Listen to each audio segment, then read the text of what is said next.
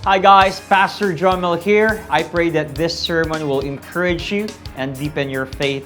Kung na-bless po kayo sa message na ito, please like and share and tag someone and let's spread the word about the goodness and love of our God. Mabuhay po. We're having a series titled Libro ni James, but for the meantime, we're going to have a break. Ang tawag po dito is supplemental break or series break. Okay? Kasi ito pong, I opened a series sa ating general service. 2 weeks lang po yun, mini-series. Kasi Bishop asked me, Jomel, can you do a short series for 2 weeks? Okay. Nag-iisip ako, ano kaya magandang i-series sa mga, sa general service. No? And then, I was praying to God, Lord, kasi ngayon, iba ng dosage ng mundo ngayon, maganda mag-level ng konti ang spirituality natin or whatsoever. But God gave me this series. Ang title po nito is Grace and Truth. So, tignan lang natin ito for the next 2 weeks and then babalik tayo kay Libro ni James. Okay lang ba kayo doon? Kumbaga, magkaroon lang tayo ng recess doon sa Libro ni James kasi this is foundational and I think this is timely. Though we know the Word of God, hindi lang po siya timely, kundi timeless siya. Pag sinabi nating timeless, mula noon hanggang ngayon and forever, nagmamatter siya sa buhay natin. Grace and truth. Ikot lang ako. Yan. Tapos babalik ako dito. Alam niyo po sa buhay natin, may mga bagay na hindi pwedeng paghiwalayin. Di ba? Sino po dito nagda-drive ng sasakyan? Some of you here are driving motorman or carman or magkakasasakyan na soon, di ba? Or magkaka-NWOW. Sino gusto magka-NWOW? Pangarap ko yung NWOW. Regaluhan niyo ako noon. Sabi ko nga sa wife ko, bilang tayong NWOW, maganda to. Maliit yan. May mga pag nagsa-drive tayo ng sasakyan, hindi mo pwedeng paghiwalayin yung silinyador at saka brake. Tama ba? Kasi kung puro revolution ka, mababangga ka. Di ba? Kung walang brake, mababangga ka. Tama ba ako doon? Ngayon, isa pang bagay, sino dito nagtutoothbrush everyday? Aminin na. Once a week lang, okay. Nagtutoothbrush kayo, di ba? Hindi nyo pwedeng paghiwalayin, pag nagtutoothbrush kayo, yung toothbrush at saka toothpaste. Tama ba ako? Tama ba? Hindi mo pwedeng sabihin na, okay lang, yung toothpaste na lang, kamay-kamay na lang. Aminin nyo, ginawa nyo yun dati. Kasi ginawa ko yun dati. Diba? Pag wala kayong toothbrush, nadala, so bibili ka lang ng toothpaste sa tindahan, okay na to, di ba? Anyway, pag may sira po yung ngipin ninyo, punta kayo sa best dental clinic in town, Gomez Dental. Okay, hindi po paid ang sponsor na yan, okay? But kasi tatlong doktor sa buhay ko eh. Nanay ko, brother ko, tsaka asawa ko. Kaya, paano kaya sila magiging magaling lahat, no? Wag sinasabi ko. Mommy, you're the best mom dentist ever. Joshua, you're the best brother dentist ever. And dahil isa lang ikaw sa buhay ko, you're one of the best. So, mali yun ha, sir, mali yun ha. You're the best wife dentist ever. Di ba? Pantay-pantay lahat, magagaling sila. Utak-utak lang yan. So, hindi pwedeng paghiwa-hiwalay ng toothbrush at saka toothpaste. Adobo. Sino kumakain ng adobo? Pag kumakain po kayo ng adobo, hindi nyo pwedeng paghiwalay ng manok at saka toyo. Tignan mo yung katabi mo. Hindi ko sinasabing may toyo yan. Pero yung manok at saka toyo, hindi pwedeng paghiwalayin. Ano pa ba? Pag sumasakay kayo ng airplane, pag sumakay kayo ng airplane, 2 wings yan. Pag isa lang ang wing, hindi ka sasakay dyan kasi delikado. Di ba? Hindi siya balanse. At pag tinignan mo yung mga ibon, di ba? Hindi pwedeng isa lang, di ba? Isa lang, mahihirapan siya. Di ba? Yung isang chikading, baka mahihirapan lumipad. At sa parenting, di ba? Hindi pwedeng puro love, love, love. May discipline. Ganon din po sa Christianity. Sa Christianity, meron po tayong tinatawag na grace. At may tinatawag po tayo na truth. Like Jesus. Si Jesus, hindi mo po pwedeng paghiwalayin yung pagiging Savior niya. Yes, He saved you. Full of grace. Pero hindi mo pwedeng hiwalay yung Lordship mo kay Jesus. Jesus is our Savior, but He is also our Lord. Now, why I'm preaching this? Why we're having this mini-series? Kasi po, sa generation natin ngayon, many people separate what Jesus never separated. Marami ang nagpipreach ng grace, pero walang repentance. Marami pong nagpipreach ng grace, pero walang tinatawag na holiness. So, may mga notions pa, akala ko ba yung church na yan, under grace na, and we're a gracious church. So, bakit nyo pa ako i-correct? Bakit pa natin ipipreach ang holiness? So, parang imbalance, Diba? Or, some are preaching about truth, pero ang pinipreach nila is not about correcting or yung correction. They're preaching brutal Christianity. They were preaching brutality. Walang compassion, walang love, walang meekness, walang humility, walang mercy or parang grace. Now, kung titignan po natin ng John chapter 1 verse 14, it says here, "And the Word became flesh and dwelt among us." Ang ibig sabihin po na naging flesh ang Panginoon po kasi Espiritu. So, in order for us in order for Him na tayo po ay makasalamuha, mahawakan at makita natin siya, yung glory ng Father, kailangan niya mag-incarnate. Incarne. Ibig sabihin nun, incarnate, naging flesh. Yung Spirit through Jesus Christ. And then, sabi po dito, dwelt among us. He tabernacled. Pag sinabing tabernacled, nakiupo doon sa mga sinners, pero hindi naging makasalanan, okay? Kundi pinatawad tayo, niligtas tayo, namatay sa krus, etc. And we have seen His glory. You cannot see the glory of God unless mag-incarnate siya. Diba? Doon marami mga scenario sa Old Testament, yung tinatawag na theophany, nagpapakita ang Panginoon through things para makita natin yung glory niya. But glory as of the only Son from the Father, sabi dito, full of grace and truth. Now, let's define what is grace and truth. Pag sinabi po natin grace, ito yung mga bagay na hindi mo deserve pero binigay sa'yo. Sa atin po, gusto kong malaman ninyo, we all have sinned. Lahat po tayo nagkasala. In fact, we all fall short on the glory of God. Ibig sabihin, walang makaabot kay Lord. But because God is gracious, ang ginawa niya, pinadala niya si Jesus. That is grace. Kung bakit tayo pinatawad ng Ama, kung bakit tayo nagkaroon ng salvation, it's because of course, faith. Through faith, and dun sa grace ng Panginoon, nakalagay sa Ephesians chapter 2 yan. That is grace. Pinatawad tayo kahit nagkasala tayo. Minahal tayo kahit hindi tayo karapat-dapat. Now, what is truth? Pastor Jomel, ang truth po, pag sinabi natin truth is seeing things as God sees them. Pag sinabi natin truth is truth. Right is right, wrong is wrong, sin is sin, just is just. Diba? Hindi mo pwedeng baliin ang katotohanan. You cannot bend the law. You cannot break the truth because it's truth. In fact, you don't have to defend truth because it's truth.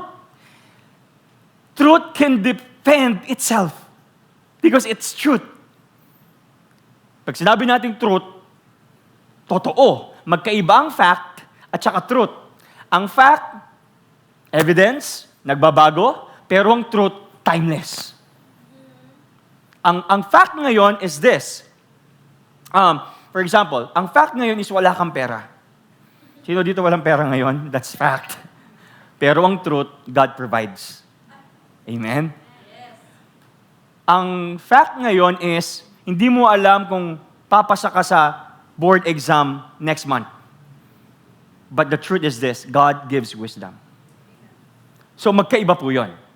Ang fact is what's happening in reality and yung mga evidences. Now, sabi po dito, Jesus is full of grace and truth, literal. Hindi sinasabi dito na, okay, merong grace din at meron din truth. At pag sinabi natin grace and truth, di ba Pastor Jomel, 50-50 yan? 50 grace, 50 truth, pag pinagsama 100%. Hindi. Pag sinabi natin full, nakalagay po dyan, full of grace and truth. Ang ginamit dito ay and, hindi or. Pag gumagamit tayo ng and, ibig sabihin ng single or whole, buo. Si Joris at si Jomel. Hindi niya sinabing si Joris or si Jomel. Parang sinasabi dito ng writer na si John, ang Panginoon ay buong grace at buong truth. Are you getting it? I have to establish this. Now, this is biblical Christianity. Kasi po, biblical Christianity is not choosing one over the other. It is holding both together in Christ. Now, itong series po natin na to, this will confront yung pong tinatawag nating hyper grace. Alam niyo yung hyper grace? Hyper grace is lahat ligtas. Pare, hindi mo na kailangan mag-church. Pare, hindi mo na kailangan sumamba, mag-worship, magbigay, mag-D-group, mag-devotion. Ligtas ka na. Huwag mo nang gawin yan. Ang tawag po dyan, hyper grace. Lahat maliligtas, walang impyerno, universalism, antinomianism, anti-law, anti-good works. Also, this will confront legalism, cancel culture. Sa panahon po natin ngayon, tingin kayo sa Facebook, ang daming kinakancel.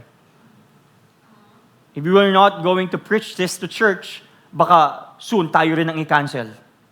Baka habang nagpipreach ako dito, binivideo ako, ipopost, putaktihin ako ng mga bash.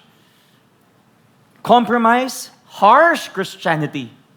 Gaya ng sabi ko, magkaiba ang kinokorek at yung brutal na Kristyanismo. Emotional Christianity without doctrine.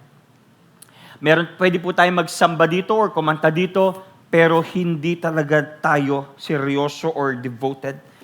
Truth without love, and of course, love without truth. Now, as we open this series, pwedeng tayo po tayong lahat dahil babasahin po natin ito. Itong scripture na to, if you have your Bible po, you can open it in John chapter 7, verse 53, hanggang John chapter 8, verse 12. Kung wala po kayong dalang Bible ngayon, it's okay, we have a big screen dito po para masabayan natin. John 7:53 and John 8:12. I know you're very familiar with this story. At isa sa mga favorite stories natin to, or narratives, or accounts.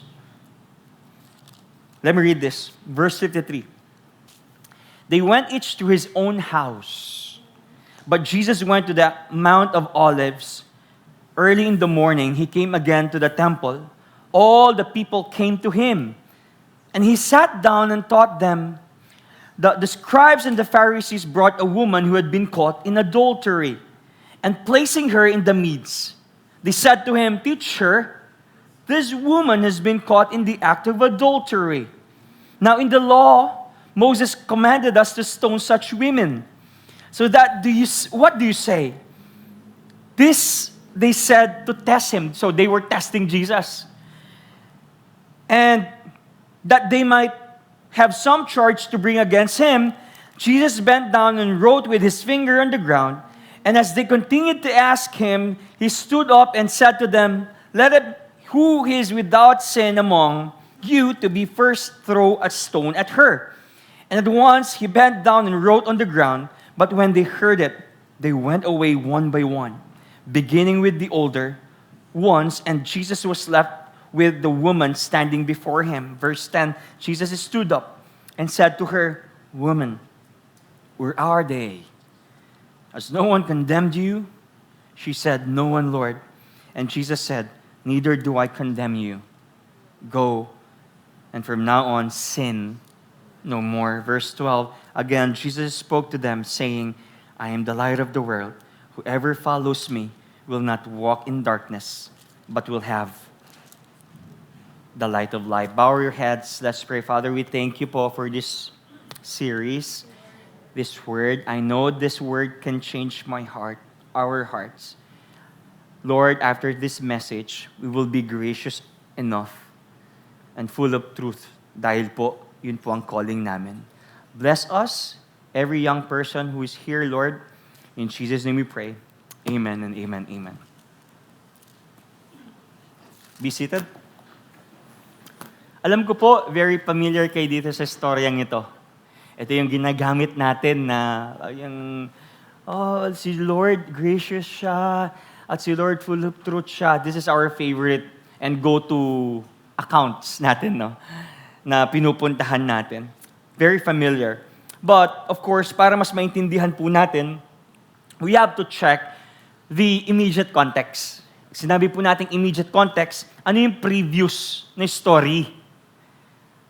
So, para maintindihan natin yung John chapter 8, we have to read John chapter, anong bago 8? Merong? Galing nyo. Good. Galing kayo sa math. Bago 8, may 7. Bago 7, may? 6, 7. Okay. So, masyado kayo seryoso eh. Okay. So, we have to check the immediate context. Alright? So, yung passage po na binasa natin, that's John chapter 8. And prior to chapter 8, makikita natin dito si Jesus, nagtuturo siya sa piyesta. During their time, they're celebrating 3 feasts. At sineselebrate po nila dito yung tinatawag na Feast of the Booths or Tabernacle. Sukot, sabi nila. At pag nagsiselebrate sila ng feast, naglalast yun for 7 to 8 days. So, sineselebrate nila yung kalayaan nila, kung paano sila pinalaya ng Panginoon sa wilderness, sa kamay ni Pharaoh, and then they're doing Thanksgiving. So, this time, sa chapter 7, Jesus was preaching. Jesus was teaching. And they were celebrating a feast. And kung titignan niyo yung chapter 7, yung mga Pariseo at saka mga Skriba, galit na galit kay Jesus. So, they're looking for a reason to arrest him and destroy his image and his influence and his ministry. So, yung chapter 7, hindi na natin binasa kasi mahaba yun, some are divided. Nagtapos siya ng divided yung mga tao kasi some are believing Jesus, some are rejecting Jesus. Scribes and Pharisees, talagang nagpa-plot sila ng aresto para kay Jesus. So, kung titignan natin yung first verse na binasa natin sa John chapter 7, verse 53, sabi po dito, kasi ang ganda ng contrast, tignan ito. Then they all went home. Maaring pagod sila, galing sa piyesta. Gusto nila magpahinga. But the first verse in John chapter 8, ang ginawa ni Jesus after the fiesta. But Jesus went to the Mount of Olives. To what? To pray. While people are resting, Jesus was praying.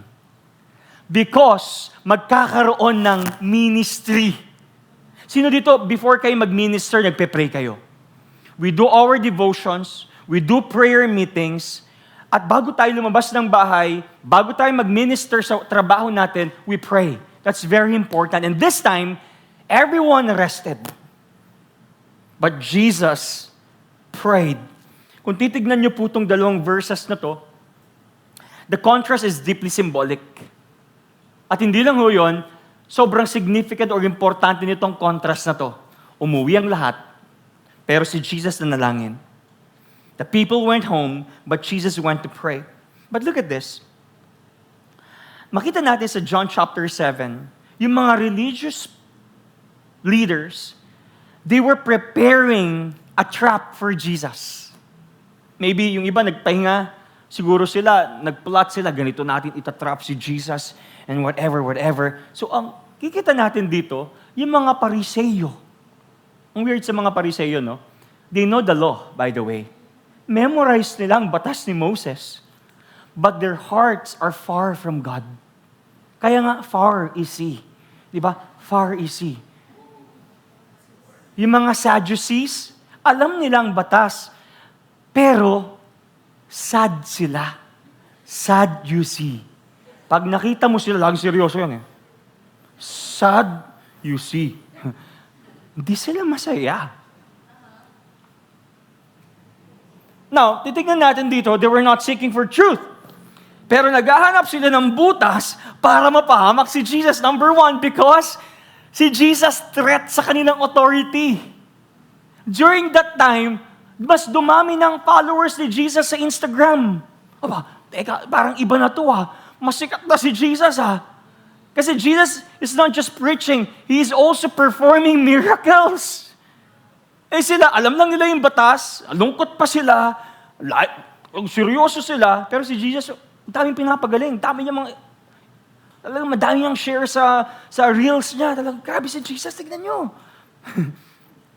Number 2, Jesus exposed their hypocrisy.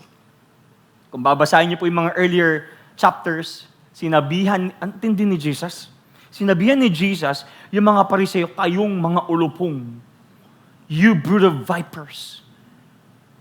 Ano sabi niya, mga ahas, mga plastic, kayo, ang tindi. That's why, ang gospel, yes, full of grace, but also full of truth. Gospel is very offending. That's why, kung ang tingin natin ang salita ng Panginoon blessing lang, baka ibang gospel yan. Gospel really offends.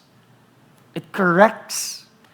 Sabi nga sa Hebrews 4, it's like a double-edged sword, piercing our bones para tayo magbago. And of course, they rejected the claim to deity, or rejected Jesus' claim to deity. Sabi po nila na ang Panginoon ay si Jesus, hindi daw Diyos. Kasi sa mga Hudyo, kinakanta nila to na parang bahay kubo. Bahay kubo, darating na Mesaya. Alam na nila may darating na Mesaya. Pero ito na sa harap nila, may Messiah na but they're rejecting Jesus. Weird. So sa madaling salita, inggit sila. While Jesus is preparing for ministry. Now, verse 1 and 2. Ito na. Nilay ko lang yon para maintindihan natin itong verses. Okay? Okay pa ba kayo? Verse 1 and 2. But Jesus went to the Mount of Olives. Early in the morning, He came again to the temple. All the people came to Him and He sat down and taught Him. So people are gathering. Kasi nga sikat na si Jesus Siguro ang galing mag-preach si Jesus, no? Very humorous. Or talagang siguro nag-expect sila for healing. Now, gusto kong malaman ninyo, pag nagbabasa kayo ng Bible, you have to know the setting. Alam niyo po yung, di ba, pag yung how to read the Bible in context, you have to know the setting, the place. Saan ang place nila dito? Saan sila? Nasa mall. Basahin nyo. Okay. Nasa temple or nasa church. Alam niyo po, pag nasa church kayo, isa sa mga iniiwasan natin pag pumupunta tayo ng church is yung mag-ingay tayo or gumawa ng skandalo. Di ba pag pumupunta tayo sa church, parang tahimik natin, prim and proper yung damit natin. Diyan na si pastor, mana tayo. Andiyan na yung crush ko. Kahit kinikilig ko, talagang tinitiis mo, kahit kinikilig ka na. Pag nasa church ka, prim and proper. Now, I want you to picture kung nasan sila, which is nasa temple sila. Alright? The people gathered around Him, and then ito na, suddenly, the religious leaders interrupt the service. Imagine nyo yun, guys, For example, ako nagpipreach ako ngayon dito. May mga parang religious leader, dinala nila yung isang taong may scandal dito. Tanungin ko kayo, pag meron nagkakamaling tao or mga ka-member, saan dinadala? Sa office ni pastor or in private. Because you want restoration, kausapin niyo po ito. Pero this time, right away, guys, tignan niyo to. Si Joris, meron siyang caption nung nag-brown out sa tarel ko. Tignan nyo. But look at this. Verse 3 and 5, titirahin ko talaga yung tarel ko na yan. Hindi yung tarel ko, kayo na nag-share. Okay. The scribes and the Pharisees brought a woman, look at this. Sa gitna, who had been caught in adultery, and placing her in the midst, they said to Him, Teacher, this woman has been caught in the act of adultery. Now in the law, Moses commanded us to stone such women. So what do you say? Tingnan niyo po ito. Imagine this, picture this for a moment. Nandun si Jesus, and then there are Pharisees, and then dinala nila right away yung babae. Right away. Imagine the woman. Maybe nakahubad pa, walang saplot, sa gitna ng church. Makikita natin dito, tama nga, no? Kung gusto talaga ng mga Pariseo na i-restore itong babae, hindi dapat sa gitna. So yung mga Pariseo, dinala yung babae sa gitna ng temple, not for restoration. Pero alam niyo kung papaano po? Tinignan ng mga Pariseo yung babae na yon hindi bilang tao, kundi bilang object and tool and evidence para sirain at itrap si Jesus. Naririnig natin sa mga Miss Universe. Hindi kami babae lang. Babae kami. Tama ba? But the Pharisees, look at this woman. Hindi bilang babae, hindi bilang tao, hindi bilang kaluluwa na nangangailangan ng grace, kundi isang object. Jesus, tignan mo to. Itong ebidensya to trap Jesus. Pag may ballpen kayo, it's an object, right? At for example, yung ballpen na yun ang ginamit sa inyo, panaksak sa inyo, that will be used as an evidence para sabihin na mali ka. But this woman, tinignan ng mga Pariseo, hindi bilang isang babae na may kaluluwa na creation din ng Panginoon. Naniniwala ba kayo na lahat po tayo creation ng Panginoon? Pero itong mga Pariseo, tinignan nila yung babaeng itong as an object. You know, we can relate. Segue lang ako. We can relate. Because people today become content instead of people. Let me elaborate that. Alam niyo po, pag may isang tao na nagkamali, o nagkasala, o nagkaroon ng issue, anong unang reaction natin? Screenshot, and then post. Yung mga tao po, naging content na, at parte na yun, at normal na yun. May nagsusuntukan, video. Tingnan nyo to, nag-video, tuwang-tuwa pa, nilalive pa. Guys, kala mo sikat na sikat siya eh. For engagement, for likes, for shares. Pag may nagkamali sa church natin, may mga issues sa church natin. Our initial reaction is this. Screenshot, post, in notes, and people become content nowadays. Instead of, Lord, nagkamali, but I pray for them, I pray for restoration. Nakakalungkot po kasi madalas, ang iniisip na po natin is kung paano tayo magte-trending doon sa pinopost natin mga tao. Kaysa maibalik sila sa Panginoon. People become stepping stones for our ambitions. Likes and engagements and views and followers and likes. Yung mga Pharisees, they saw a scandal. But Jesus saw a soul who needs grace. Balikan ko yung Tarelco stuff. Balikan ko talaga yan. Anong initial reaction natin pag nag-brown out? Di ba? Galit tayo, talagang post talaga. Kinaption mo pa, kala mo nang binuo mo yun. Kasi pure English eh. Sinat-GPT mo lang naman yun. Wow, talagang napak-eloquent eh, sir. Eloquent, talagang you were using highfalutin words, talagang ang lalalim eh. Ano ang daw sinabi niya? Sinat-GPT niya.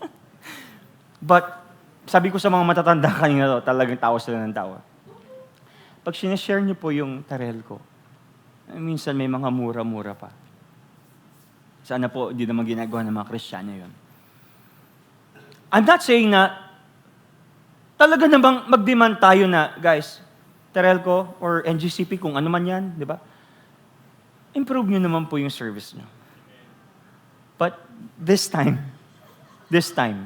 alam ko, mag-i-amen kayo kasi ako mag-i-amen din ako. Diba? But this time, every time you share those posts with captions and profanity, do you think it's Christ-like? So stop posting unnecessary captions. Amen. Parang mahina. Amen. Sa mga senador, nangyayari sa Congress, naiintindihan ko po kayo. Sino dito ayaw ng corruption? We don't like corruption, man. I'm not saying don't fight for injustices. Let's fight for injustices. But make sure, every time you fight, it's Christ-like. Minsan kasi nagtitiwala pa tayo sa mga shared posts natin rather than prayer.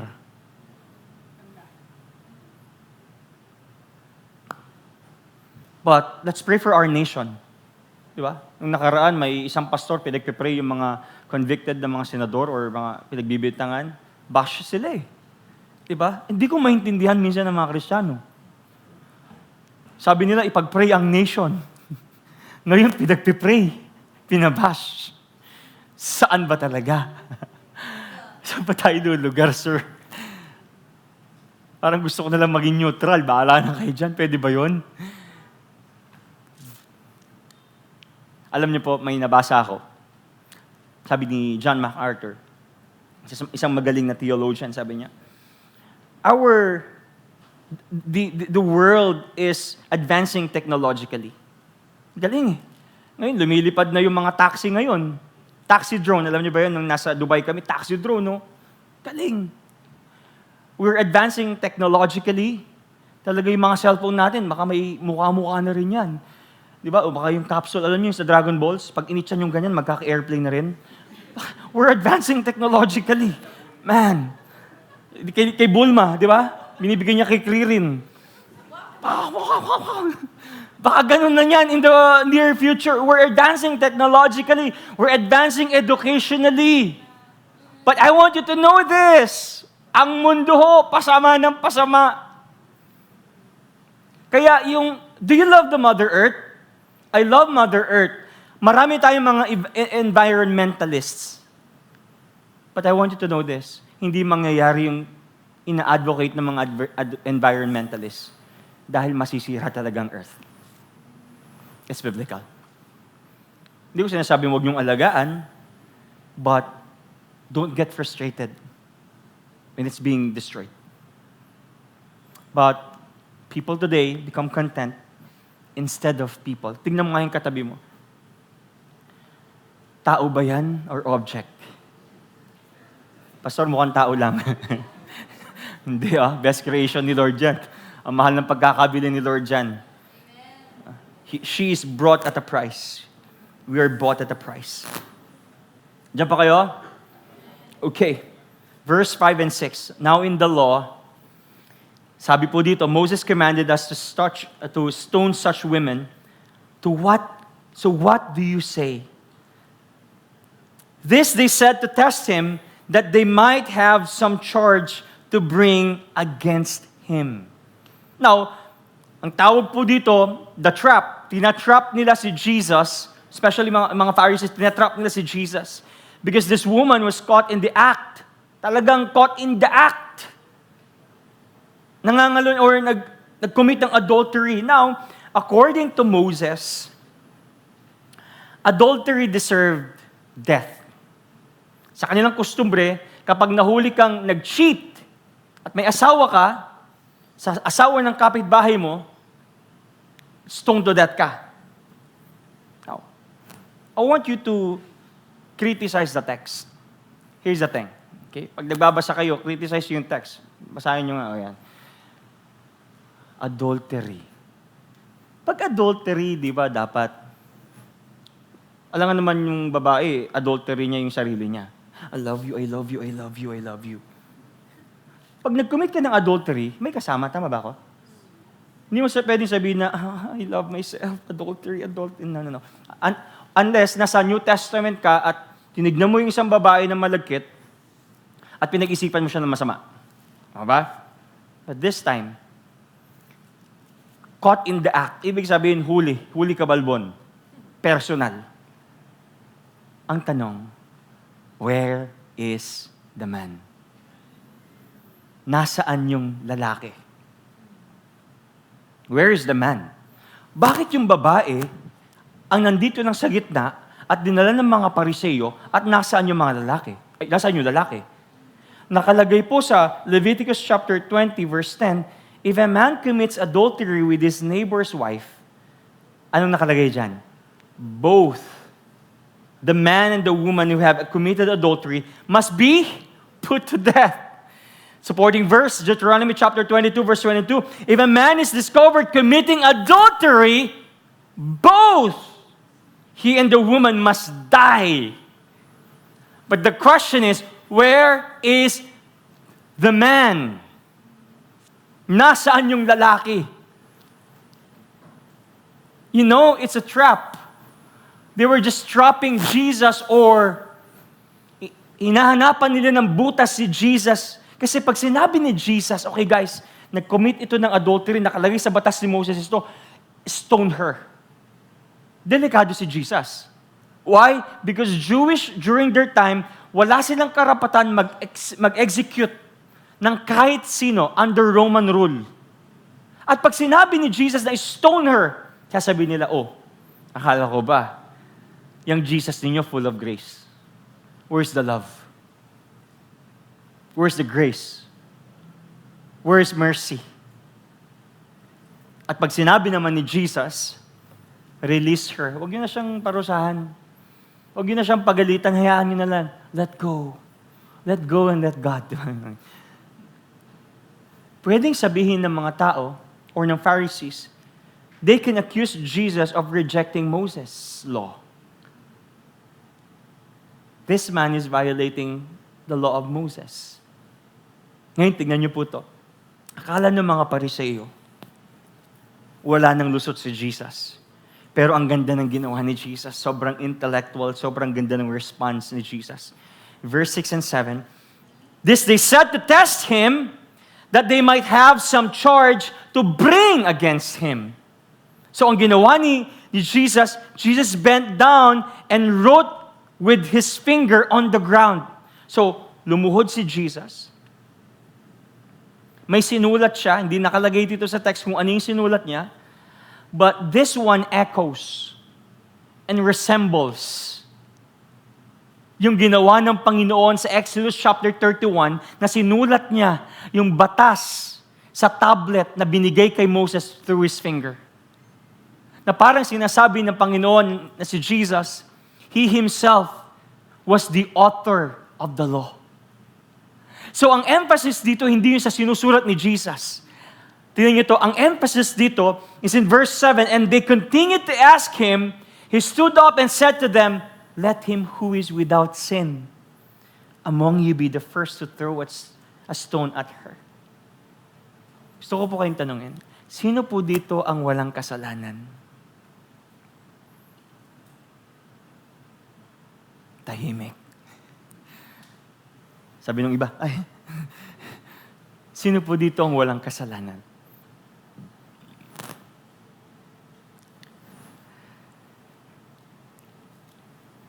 Yung text, hindi po sinabi dito kung ano yung sinulat ng Panginoon, but the emphasis here is through the words of Jesus. Sabi niya, kung sino man ang walang kasalanan, siya ang unang bumato sa babaeng ito. Now, maiba lang po ako ng konti. Alam niyo po, madalas kasi iniisip natin na mga tao na ang ibig sabihin dito ni Jesus ay, kung may kasalanan ka, bawal ka mag-correct. Tama ba yun?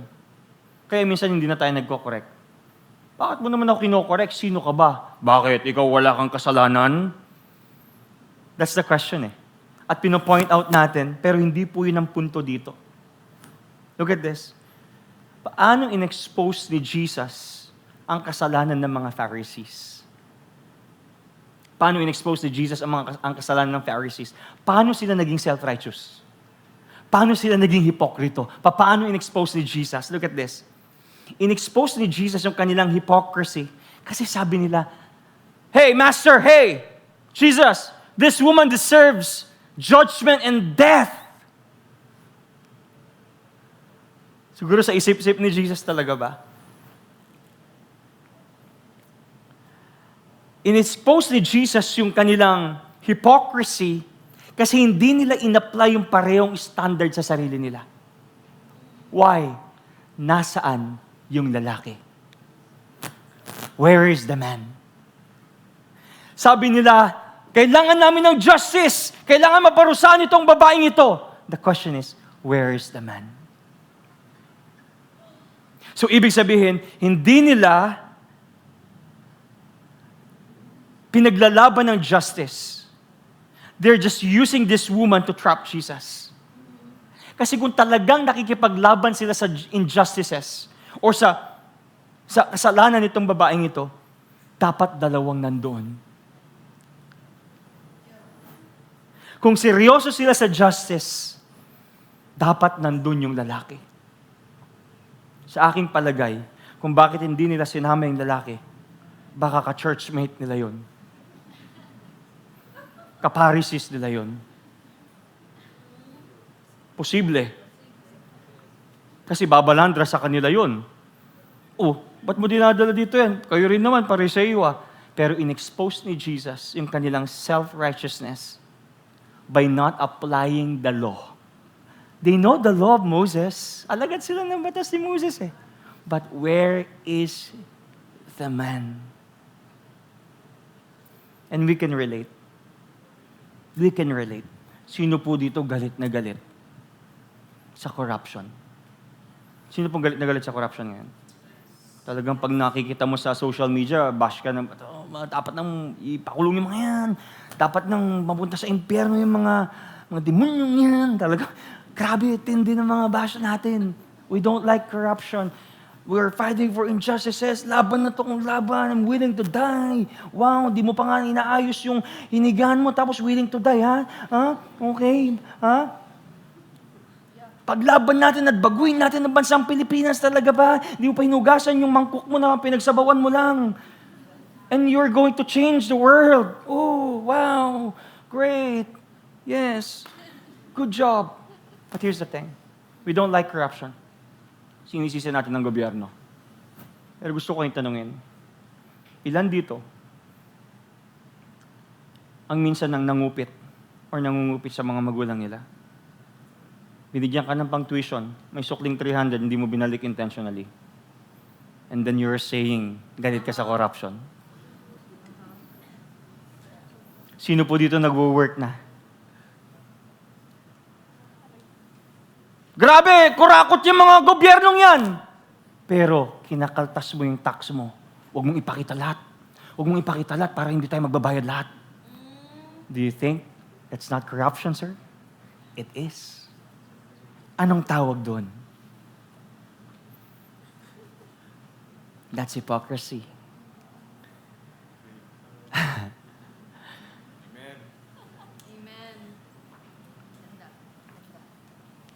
Binigyan ka ng tuition. Halaga ng tuition mo is 3,000. Sinabi mo, 3,500 ma. Pinang-milk tea yun ng jowa mo. Isn't that corruption? And then you're telling me you're fighting for corruption? Woo! I almost said a bad word, okay? Sheesh! That's hypocrisy. Sino po dito galit na galit sa chismis? Pag chinichismis kayo. Di ba? Chismis na kayo, chismis! Siyempre, ikaw yung laman ng chismis eh. Pero hindi mo alam, parte ka rin nun eh. Isa ka rin sa mga nanggagaslight eh. Alam mo ba sa church na yan? Ngayon, dyan eh. Ha? You were part of that. And then you're telling to somebody na chismosa sila. Di ba, pag may nakikita tayong scandal sa social media, Grabe naman ito mga artistang ito, mga cheater kayo. Bilis nating mag-judge. Pero I want to ask you, galit ka sa adultery. But I want to ask you this question. Kumusta yung binuksan mong site kagabi? At yung dumaan yung reel na sexy, na naka-miniskirt, parang belt. Zinom mo pa. Inisip mo, paggabi, charan. Alam niyo minsan, may mga taong talagang na-expose lang. At yung iba, hindi lang na-expose. But you're doing the same thing. And you're blaming them, and you're judging them, and you're sharing them. Ang tawag po doon is hypocrisy.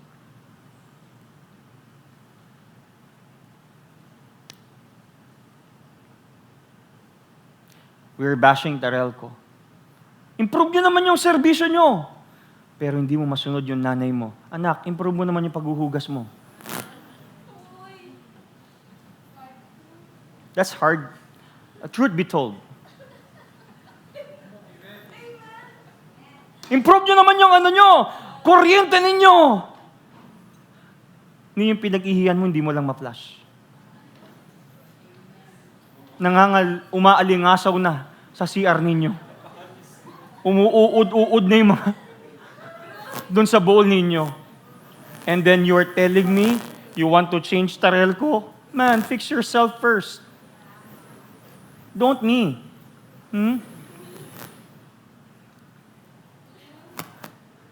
This is, truth be told, man. Galit na galit tayo sa gobyerno. Bakit yung mga senador, mga senatong, mga congressman, galit na galit kayo? Di sila sumusunod sa batas. I want to ask you this question. Sumusunod ba kayo sa batas ng Panginoon? Sa God's law ng Panginoon. When was the last time you prayed? And devote yourself reading the scripture. If you're telling me it's a bad dichotomy, it's not. Submission and obedience.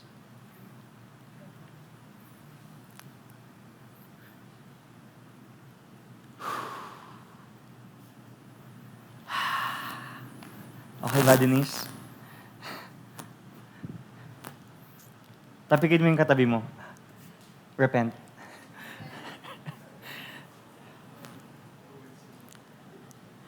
Now, look at this. Jesus exposed their righteousness, or self-righteousness. Also manipulation and their malice. Ngayon ito. Ibalansihin natin.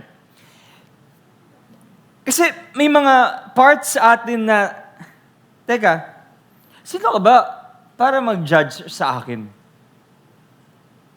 Kasi ang punto dito ni Jesus, hindi ibig sabihin na kailangan mo muna maging perfect para mang-judge ka ng iba. Tanungin ko kayo, ang mga Kristiyano ba pwede mang-judge, yes or no?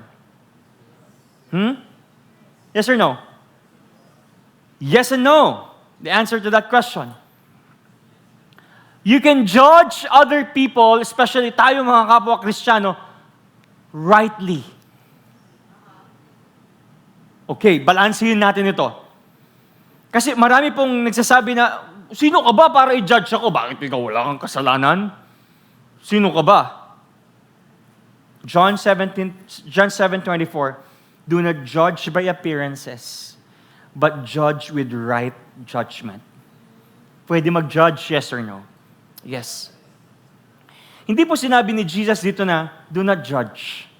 Ang sabi ni Jesus, judge with right judgment. 1 Corinthians chapter 5, verse 12 to 13. Sabi ito ni Paul, wala akong karapatang humatol sa mga hindi Kristiyano. Ang Diyos ang naghahatol sa kanila. Ngunit hindi ba't dapat ninyong hatulan ang mga nasa loob ng iglesia? Sabi nga sa kasulatan, itiwalag ninyo ang masamang tao. Ang context nito, may isang babae nakikiapid sa stepmother niya. Now, here's the thing. Hindi sinabi ni Paul dito, hayaan nyo na lang, huwag nyo i-judge, let go nyo na. Sige na, let go, let God. But Paul said, discipline him. Why? Bakit may discipline? For restoration at para mag-repent. Guys, we do discipline in church. We do discipline in our home for restoration. Minsan po kasi ngayon, hindi na natin alam hiwalay yung condemnation and correction. Na feeling natin lahat ng correction, atake. But this one, sabi ni Paul, discipline him para magsisi at para maibalik ninyo. Matthew chapter 7, verse 3 to 5. First, take the log out of your own eye. Alam niyo itong storya na to itong turo ni Jesus na to Sabi ni Jesus, bakit niyo tinitignan yung muta ng katabi ninyo or ng kapitbahay ninyo samantalang may nakabalagbag na troso sa harap ninyo? Ang sabi dito ni Jesus, hindi niya sinabi na, guys, huwag niyong tanggalin yung muta ng kapitbahay ninyo. Kundi, bago niyo tanggalin yung muta ng kapitbahay ninyo, tanggalin niyo muna yung nakabalagbag na troso sa harap ninyo. What does this mean? It means, judge yourself first. Examine yourself first. Before you judge other people, yung mga nasa Facebook natin, judge yourself first. Ano po ang hindi maganda? Ang hindi maganda is this, tinatawag nating hypocritical judgment. Ito ang ginawa ng mga Pariseo. Sabi nila kay Jesus, Jesus, tingin nyo, may kasalanan ito. Samantalang sila punong-puno ng pride. Ang kasalanan ng babae is adultery. Ang kasalanan ng mga Pharisees ay pride. Both na kasalanan. Are you still there? Diyan pa kayo? Tapusin na natin. Okay, verse 8 and 9. And once more, he bent down and wrote on the ground, but when they heard it, they went away one by one, beginning with the older ones, and Jesus was left alone with the woman standing before him. So, yumukod ulit si Jesus, lumuhod siya, may sinulat siya, and then, hindi po sinabi sa text kung ano yung mga personal na kasalanan nila. Pero malinaw dito na nakonsensya yung mga Pariseo. They figured out that they're not righteous. They figured out that they're not objective. They figured out that they are not innocent. And for the first time in the story, everyone sees the real problem. Hindi lang yung babae, kundi yung Pariseo. Mga Pariseyong punong-puno din ng pride. Verse 10 and 11, here we go. Jesus stood up and said to her, sabi niya sa babae, Woman, where are they? Has no one condemned you? She said, No one, Lord. And she said, Neither do I condemn you. Go, and from now on, sin no more. This verse, here, where grace and truth meet. Sa Tagalog po, version ang ganda. Sumagot ang babae, wala po. Sinabi ni Jesus sa kanya, hindi rin kita hatulan. Maaari ka nang umalis, pero huwag ka na muling magkasala. Here's the thing. Grace says, neither do I condemn you. And truth says, sin no more. And that is what we call grace and truth. Lalabas po dyan. Neither do I condemn you. Grace says, truth says, sin no more. Tingnan niyo po itong verse na to. Si Jesus, He refuses both extremes. He neither condemns nor condones. He forgives and transforms. This is what the gospel does. Ngayon, kung babasahin po natin mabuting itong verse na ito, tatlong bagay. This passage is not about excusing sin. Sino po dito naka-receive na ng grace ng Panginoon? At itong verse po na to, hindi po ito nag-excuse para tayo'y magkasala lalo. Lord, may grace naman kayo eh. Okay lang na gawin ko to. Bukas, alam ko, pinatawad nyo naman na ako eh. If you're intentionally doing that, you have to somehow ask, Lord, are you really working sa buhay ko? Now, here's the thing. Parang, kasi sinasabi natin, no, naka-receive po ako ng grace. Lord, I believe na punong-puno kayo ng grace sa buhay ko. At alam niyo po, sometimes, itong verse na to, ginagamit ito ng maraming tao na, don't judge me. May grace na si Lord, sino ka ba? Para i-judge ako. I want to clarify, lahat po tayo nagkasala. Amen? We all have sinned and fall short on the glory of God. Walang super Christian dito. Kahit pastor ka pa, super Christian, super apostle, presidente, lahat po tayo nagkasala. But here's the thing. Hindi po lahat ng kasalanan ay pantay-pantay. Madalas, nahihirapan tayong labanan ng kasalanan kasi akala natin lahat pantay-pantay. Ay, hindi ko na lang siya correct kasi nagkasala rin naman ako kanina, wag na. Or, bakit? Yes, nag-cheat ako, bakit ikaw wala kang kasalanan? I want you to know this, hindi pantay-pantay ang kasalanan.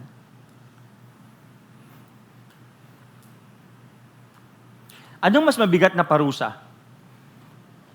Nangupit ka ng 5 piso, Joris? Or ng rape? Yung kapitbahay? Ano mas mabigat? Ng rape, of course. Tama ba? At nakalagay sa Bible, iba't iba ang degree ng parusa sa impyerno. So we can fight sin by knowing this. Ano mas mabigat? Nagnakaw ka ng sapatos or pinatay mo yung may-ari ng sapatos? Pinatay mo yung may-ari ng sapatos. That's very logical. Now, minsan kasi nagagaslight tayo. Sino ka ba? Oo, nag-cheat ako. Proud pa eh. Oo, nag-cheat ako. Oo. Bakit ikaw? Naalala mo nung kinupitan mo ako ng lollipop noon? Alam mo naman, ikaw walang kasalan. Hindi po parehas yun. Also, this passage condemns hypocrisy. Number 3, grace always leads to repentance. Si Jesus, hindi niya sinabi dito na, okay, pinatawad na kita. Tuloy mo lang kung anong ginagawa mo. But Jesus said, change your direction. Go and sin no more. Because forgiveness is not permission to sin. Forgiveness is transformation. Now, as I end, 3 bagay ang gusto kong iwan sa inyo. And then we're done. First application is this. Stop throwing stones. Sabi niyo nga, stop throwing stones. Stop throwing stones. Alam niyo ho, mas madali pong i-expose ang kasalanan ng iba kaysa kumprontahin ang kasalanan natin. Sino po dito, sinare na ninyo yung mga scandals and issues online? But can you share also your sin in private? You can't. Mas madaling i-pinpoint yung kasalanan ng iba kaysa yung kasalanan mo. Tama ba? That's what we do on social media. Cancel culture. Someone makes a mistake, screenshot, post. Trending. Tuwang-tuwa ka pa. Dami na akong engagement because you were clout chasing for followers. At yung internet po, naging judge na, naging jury na, naging executioner na. But here's the thing. Everyone throws stones. Itong nakakalungkot. Everyone throws stones, but very few offer restoration. Ilan po dito ang nachismis na natin? Versus, nag-offer tayo ng restoration, bro. Balik ka. Mas madali man-chismis kaysa hugutin si Lord, bro. Come on. I'm praying for you for your restoration.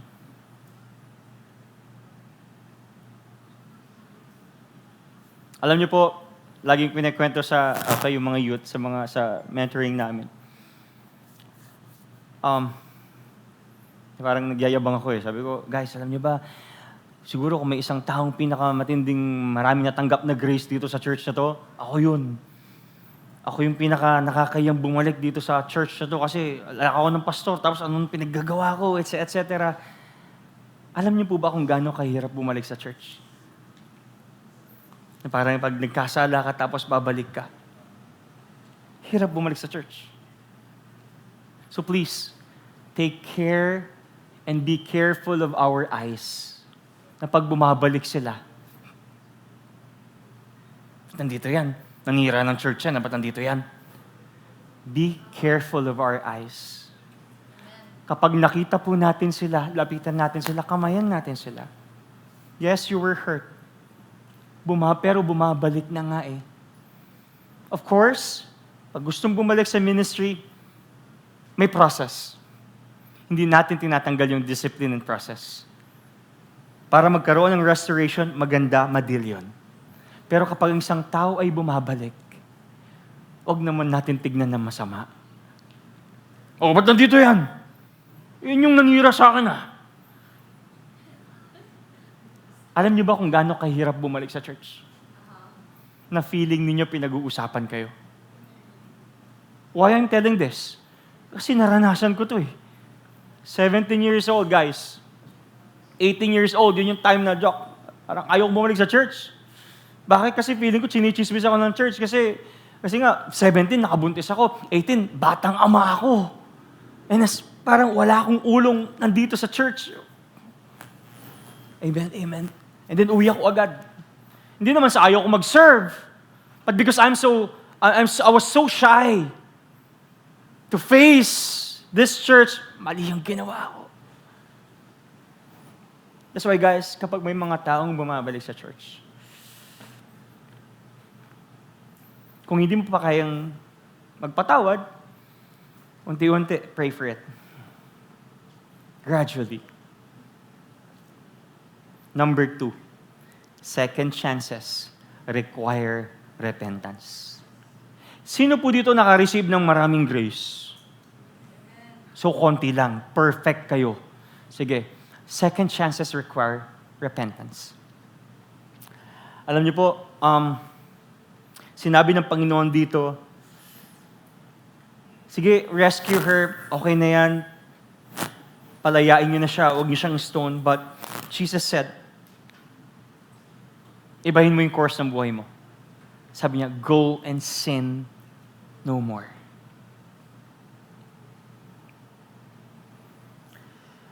Marami po sa atin na bigyan ng second chances. Huwag na po nating sayangin. Amen? Tingnan mo yung katabi mo. Huwag mo sayangin. Huwag mo sayangin. Come on. Huwag mo sayangin. You receive grace from God. Second chances require repentance. And then last one, as I end, sabi po dito, last one, please. Yeah, okay. No. Meron pa dyan. Hindi pala last one. Next, yan. Ask yourself, am I merely receiving grace or am I responding with repentance? Guys, yes, naka-receive po tayo ng grace ng Panginoon, pero sana after natin maka-receive ng grace at second chance, magbago na tayo. Di ba? Huwag nyo naman din pong abusuin ng simbahan. Ganda po. Di ba po? Yes, nagpapatawaran po tayo, pero after naman sana natin magpatawaran, magbago ka na. Amen? Magbago na po tayo. Because grace leads to transformation, I believe. Kwento ko lang, nung 17, 18 ako, totoo lang, ayoko nang bumalik dito sa church kasi yung hiya ko eh. At may part sa buhay ko na gusto kong sisihin yung church. Kasi 17 years old, 18 years old, batang ama ako nun, Truman.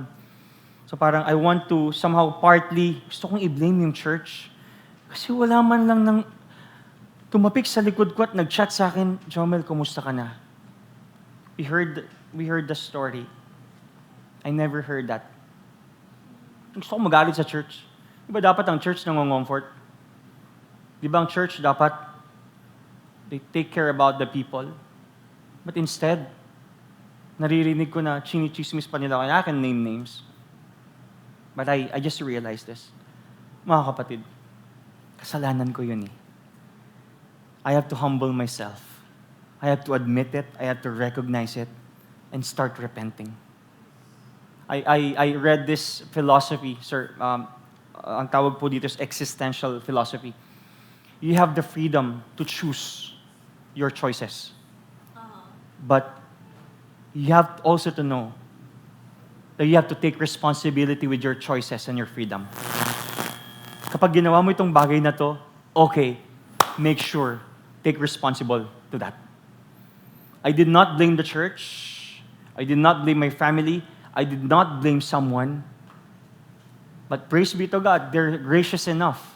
And this church is gracious enough. They push me. Sila Sir Tony, sila BOT, and etc. At sabi ko sa sarili ko, lagi ko sinasabi sa'yo, I don't want to waste this second chance. Kaya Lord, please help me. I don't want to repeat the same mistake again. I don't want to live in that darkest moments ng buhay ko that, Lord, please help me, help me, help me. Yes, we receive grace, but it never stops there. You have to repent. The question is this: am I merely receiving grace, or am I responding with repentance? Start repenting.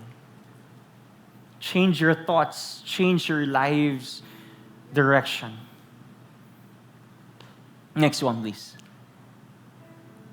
Sa kwento pong ito, tatlo ang groups of people. Una, yung adulterer. Second is yung mga Pariseo. At pangatlo, si Jesus. Supposed to be si Jesus, siya lang ang may karapatan batuin yung babae. Tama ba?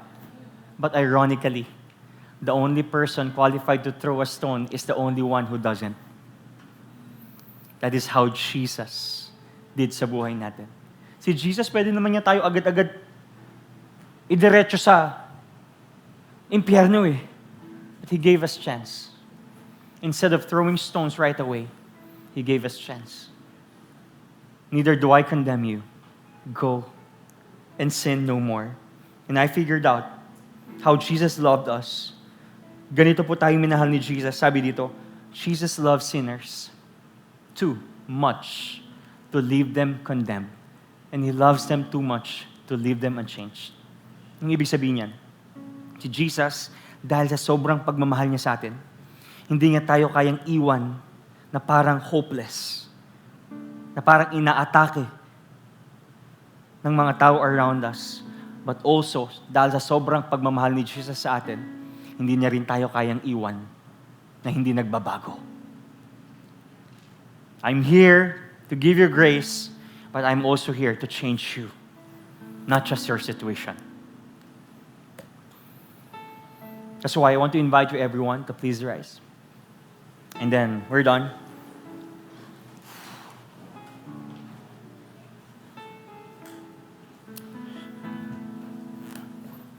Sorry if na-prolong yung preaching, but I believe may natutunan kayo. But before we sing this song, guys, this is the last application we have. Is this. Because Jesus has shown you grace, put down your stones. I don't know you. Hindi ko po alam yung mga backgrounds ninyo. I don't know what you're going through right now. Maybe you're experiencing bitterness, or maybe hatred, or maybe gusto mong bumawi or mag-vengeance sa nakasakit sa'yo. But remember this, Jesus has shown you grace. This is present perfect tense. Pinakitaan ka ng grace ni Lord. Pinapakitaan ka ni Lord ng grace, at papakitaan ka niya ng grace in the future. Jesus has shown you grace. So drop and put down your stones. Gusto mong pukulin yung ibang tao, I know.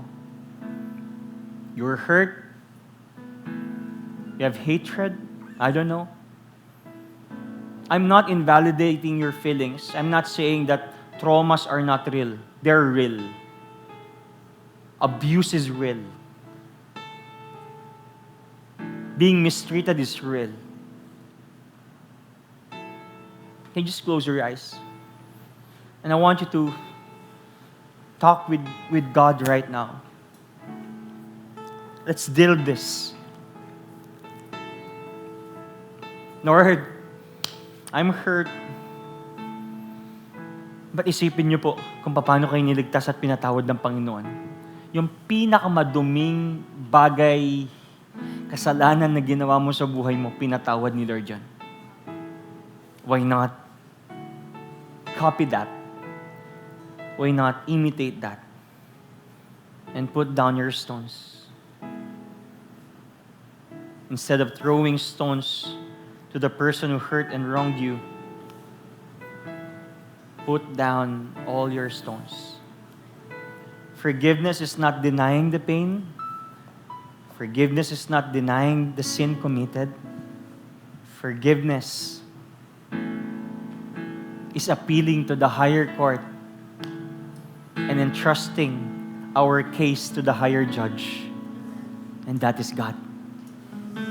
Lord, I let these people go. Vengeance is not mine. It's yours, Lord.